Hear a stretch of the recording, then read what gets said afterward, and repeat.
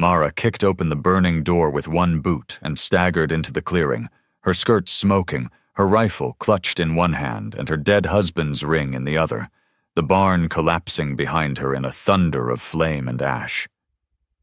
The settlers who'd come with torches and lies were already gone, their tracks still hot in the dirt, laughter echoing like ghosts through the trees. Witch, they'd called her. Outlaw whore. Said the land was cursed by her name, that no woman could live alone without debt or devil in her pocket. She'd tried silence, tried mercy. Now all that stood behind her was smoke and memory. The chickens were gone, livestock dead or scattered, the well poisoned with lie. She knelt in the dirt and scooped up a handful of soil, rubbing it between her fingers like she used to do before planting, back when the world was slower.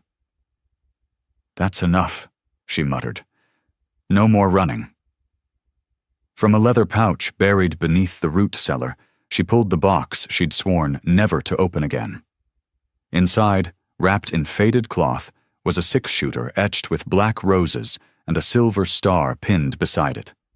Worn, blood-stained, forgotten. They thought they'd burned a widow. They didn't know they'd awakened someone else. She tied her hair back, stripped the soot from her face, and slid the revolver into the old holster like it had never left her hip. By dusk, she was on horseback, her saddle creaking beneath her like an old friend trying to remember how to ride. The town wasn't far, just west of Elm Ridge, past the river where folks swore ghosts lived. She didn't care anymore. Let the dead whisper. She had names in her mouth now, and none of them were forgiveness. At the crossroads, an old man in a rocking chair squinted as she rode by, pipe dangling from his lips. "Ain't seen you in 10 years, he muttered. "Didn't think I'd ever see you again." She didn't slow. "You still drink at the sheriff's poker table?" He nodded. "Every Thursday." "Then listen close next one," she said. "By then, I'll have given him a reason to remember who I am." The horse picked up speed, the wind catching her coat like wings. Behind her, the ridge still smoked. Ahead, justice waited like a bullet notched in prayer. "You sure that's her?" the barkeep whispered, as Mara stepped into the saloon, her coat dusted with ash, her eyes darker than dusk, her hand never far from the grip of her old iron. The piano player froze mid-note, and a gambler coughed into his drink like he'd seen a ghost walk through the door. Sheriff Amos Dunn sat at the corner table, silver badge dull, mouth twisted into a grin he hadn't earned. "Well, I'll be," he drawled, pushing back his chair. "Mara Ashwood crawled out of hell or just passing through?" She met his gaze without blinking. "I came to collect names, not pleasantries." The room went still, the kind of quiet that only came when death stepped close. Amos tilted his head. "Now why'd a legend like you stir up our little patch of peace?" "You let them burn my land," she said, voice like a lit fuse. "You watched." Amos chuckled. "You mean that homestead you built on disputed territory? Far as I heard, you weren't using your name proper anyway. Wasn't it Blackthorn they used to call you?" The name hit like a hammer. Blackthorn, the outlaw who rode with Eli Kane, the woman with 20 bodies to her name and a bounty no one dared chase. Mara didn't deny it. "They earned what they got, just like you're about to." Amos stood slowly, resting a hand on his belt near his revolver. "Ain't no court left for folks like you." "Good," she said, stepping forward. "Then no jury to stop what comes next." The moment cracked like glass. Amos drew, but Mara was faster, her revolver flashing silver in the lamplight. His gun clattered to the floor before he could fire, his wrist dripping red. "Next shot don't miss," she said. "Tell me who rode east with torches. I want names." Amos gritted his teeth, sweat beading on his brow. "Jeb Holloway, the preacher's boy, Morgan Wilkes, Seth Carter, and Tom Briggs." Mara nodded once. Then they get what they asked for. She holstered her gun and turned to the stunned saloon. If anyone else thinks a woman don't deserve soil under her feet, speak now. No one moved. No one dared. Mara stepped back into the dust. 5 names etched into her mind like the weight of loaded chambers. And the town knew. The devil wasn't dead. She just wanted peace. And they denied her that. Mara rode east before the sun could climb, the names burning hotter than the desert air as she followed the trail of ash and cowardice through dry creek beds and broken fence lines, her revolver balanced on her thigh like a trusted lie. She didn't ride fast. Vengeance, like fire, didn't need to rush. It only needed to burn long enough to be remembered. By midday, she found the first one. Jeb Holloway, drunk on a porch, bottle dangling from his fingers, boots kicked up like the world owed him sleep. He didn't recognize her at first, just squinted through the glare and waved lazily. "Ain't seen a woman out here since we sent that witch running," he mumbled. "You got business?" She didn't answer, just stepped off her horse and walked up the porch, each step measured, slow, final. When her shadow fell across his chest, he looked up and froze. "No," he breathed, scrambling to stand. You're supposed to be buried?" she asked. "Forgotten?" She drew, the click of her hammer louder than thunder. "I tried that life." Jeb fell to his knees, hands raised. "It weren't personal. They said you had spells, curses, that you'd cursed the water." "Water don't burn barns," she said coldly. "Men do." He wept then. Honest or not, it didn't matter. She fired into the dirt beside his boot. "You run, west, and you tell the others what's coming." "You won't shoot me?" he whispered. "No," she said, "but I'll shoot the next one I find sittin' easy." Jeb stumbled away, still shaking, leaving his whiskey behind like it no longer numbed what needed killing. Mara mounted again, eyes scanning the horizon. One name crossed off, not with blood, but with warning. 4 remained. She reached the crossroads by dusk, where a preacher's church leaned sideways with neglect. There, Morgan Wilkes sat on the steps, rifle across his lap, as if waiting for a ghost to come claim him. "You here to confess?" Mara asked. He didn't flinch. "I figured you'd find us." "Then you know what comes next." He nodded slowly. "But I won't run." She stepped closer, revolver steady. "Then stand tall, 'cause this is judgment." The sky bled orange as the shot rang out. She buried him in silence beneath a dead oak. No prayer, no cross, only the dirt, and the truth it would never forget.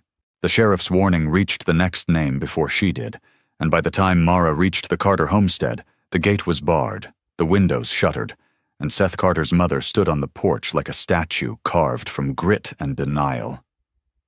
"He ain't here," she said without blinking, "and even if he was, I wouldn't hand him over to no outlaw." Mara dismounted slowly, her boots crunching dry soil as she eyed the house, calculating.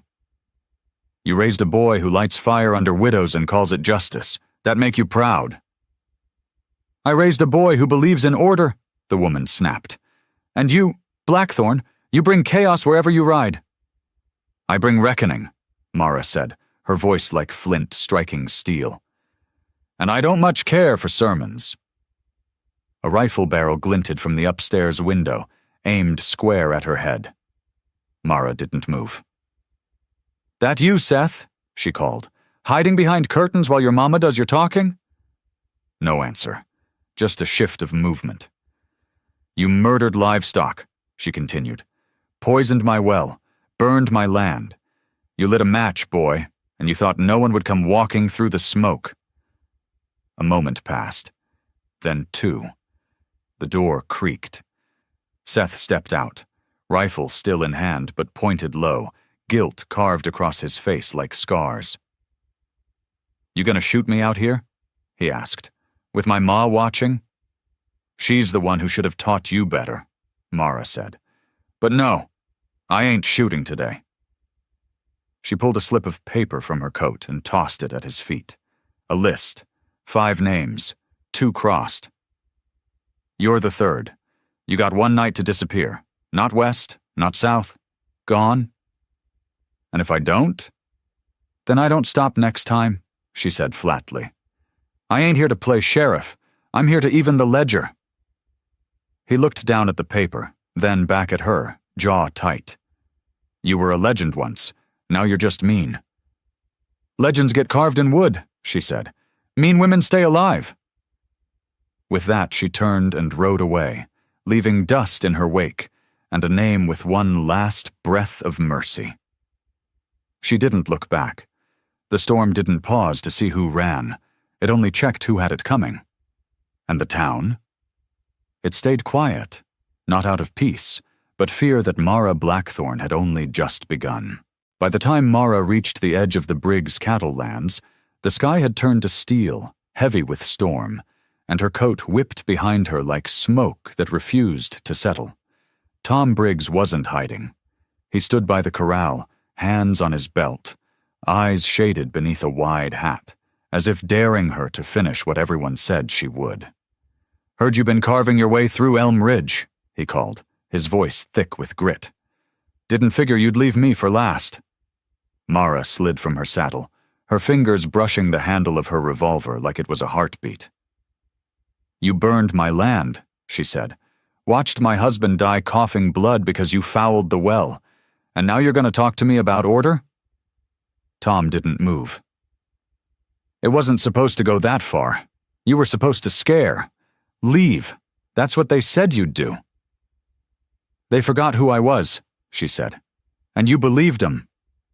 He stepped forward, slow, deliberate. If you came to kill me, then do it. But don't pretend this is justice. You rode with Eli Kane. You left more than your share of graves in the dirt. Her jaw clenched, but her hands didn't twitch. I buried Eli, she said. Watched him rot from the inside because he thought fear was better than truth. I left that name behind. You brought it back. The thunder cracked overhead, echoing through the hills. You got any last words? She asked. Briggs stared at her, unflinching. I got cattle, a family inside, and a rifle close enough to matter. But if you think killing me brings you peace, you ain't found it yet. For a breath, neither moved. Then Mara holstered her gun. You're right, she said. This ain't peace. It's a ledger, and you're the last name on it. She reached into her coat and tossed a bullet at his feet, the casing carved with the blackthorn mark she once rode under. Next time I ain't bringing paper, just fire. She turned without waiting, mounted, and rode into the rising wind. Behind her, Briggs stood frozen, staring at the mark like it had come back to haunt him. And in that moment, everyone in Elm Ridge learned. Mara Blackthorn wasn't a ghost. She was the storm coming home. The storm broke that night over Elm Ridge, wind howling like the dead had been stirred, and lightning split the sky as Mara rode through the main street, coat drenched, hat pulled low, her horse slick with rain and purpose. Windows shuttered, doors locked, even the dogs tucked their tails beneath porch steps. The townsfolk had seen enough. 4 names crossed, 1 warned, and the devil they'd thought they could bury now carving silence into every heartbeat. At the saloon, the piano man packed up early. At the church, the preacher's wife lit candles without prayer. And in the sheriff's office, Amos Dunn poured himself another glass with hands that trembled despite the iron still strapped to his hip. Mara stepped through the door like thunder given form, water pooling at her boots, revolver dry and ready. Amos didn't stand. He only looked up, eyes bloodshot. You ain't killed a single one of them here, he said. Not inside our walls. You kept your war out there. I kept it where you let it start, she replied. But your hands were never clean. He laughed, bitter and hollow. I never burned a damn thing." "No," she said. "You just looked away while they did." She stepped closer, dropped a badge on the desk. The silver warped, the name on it scratched out. "I'm not here for blood, not yours. Not unless you raise a hand." "Then why come?" he asked. "To finish your list." "To give you one," she said, sliding another slip across the desk. It held no names, only a warning. "Next time someone lights a fire, you better be the one putting it out." Amos stared at the page, throat working. "And if I'm not?" She turned to leave, voice quiet but sharp. "Then Elm Ridge gets reminded what kind of legend I used to be." She rode out as the thunder rolled, the town behind her holding its breath. She didn't stop at the ridge, didn't look back at the ashes they'd left her. Instead, she rode toward the hills, where the air smelled of pine and memory, and no one knew her name. She wasn't riding to disappear. She was riding to live. Because Mara Blackthorn wasn't the outlaw anymore. She was the reckoning that learned how to walk away. And that, in the end, was the part they'd never see coming. The cabin stood half sunken into the hills, moss growing thick along its roof, and birds nesting in the eaves where no bullets had ever flown. Mara tied her horse beneath the pines and walked the path slow, her boots quiet in the mud, her fingers twitching not from fear, but from habit. It had been years since she'd seen this place, her mother's retreat, the one she used to call Hollow Mercy. No one ever found it. No one dared. Inside, dust cloaked the shelves, and silence greeted her like a sister too long parted. She set her gun on the table, not out of need, but as a symbol.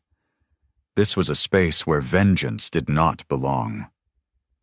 The fire took time to coax from damp logs, but when it finally caught, it warmed the cold that had wrapped her since the barn burned.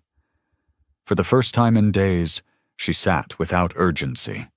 She boiled water, made tea, listened to the sound of herself breathing. But peace, she learned, was never quiet. It echoed. In every creak of the wood, she heard her husband's laugh. In the hiss of the kettle, the voice of Eli Kane whispering of blood and glory. She closed her eyes and let the ghosts come. Not to haunt her, but to witness. "I did what I had to," she whispered into the dark. "I gave warning. I gave mercy. I gave fire." Outside, a twig snapped. Her hand reached for the revolver before her eyes opened, but the figure that emerged was small, barely to her waist. "Ben?" she said, startled. The boy stood in the doorway, soaked and shivering, eyes wide. "They said you'd left," he murmured. "That you were gone for good." "I was," she said softly. "But then you found me." He stepped forward, teeth chattering. "They're saying the town's afraid now, that no one knows what law is anymore."